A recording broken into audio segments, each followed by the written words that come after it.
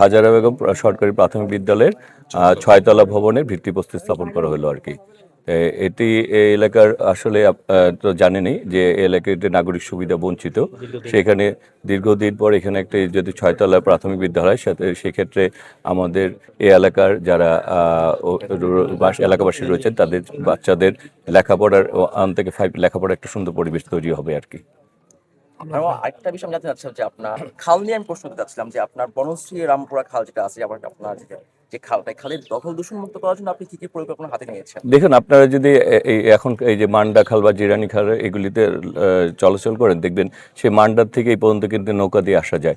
ইতিমধ্যে এই খালটিকে কিন্তু এখানে যে খালগুলি বজ্র ফেলে এগুলি বন্ধ করে দেওয়া হয়েছিল সেগুলি অপারেশন করা হয়েছে এবং পরবর্তীতে এই খালের দুই পাশে ওয়াকওয়ে তৈরি করা হবে এবং এই জন্য একটি প্রস্তাবনা অর্থ মন্ত্রণালয়ে রয়েছে এবং আমরা এই নিয়ে কাজ করছি। অচিরেই আমার মনে হয় যে আমরা এই কাজটি শুরু করতে পারি। রাস্তার দুই পাশে ওয়াকওয়ে তৈরি করার কাজ কিছু অংশ শুরু হয়েছে, বাকি অংশ শুরু হবে। আর আমি সবসময় একটা বলি, যারা দখলদার তারা তো তাদের পরিচয় দখলদার, তাদের অন্য কোনো পরিচয়। সুতরাং সরকারি সম্পত্তি কারো দখলে থাকে সেটিকে আমরা পুনরুদ্ধার করবই। এই ব্যাপারে কাউকে ছাড় দেওয়া হবে না, তার পরিচয়ও বিবেচনা করা হবে না। আমাদের মূল কথা হচ্ছে যে কাজটি করলে অনেক লোকের উপকার হবে।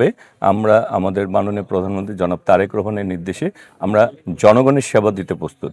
জনগণ যে কর্মের মাধ্যমে জনগণ উপকৃত হবে আমরা সেই কর্মটিকে প্রাধান্য দিব। এখানে অন্য কোনো কিছু আমাদের কাছে প্রাধান্যের বিষয় নয়, মুখ্য বিষয় না। ঠিক আছে।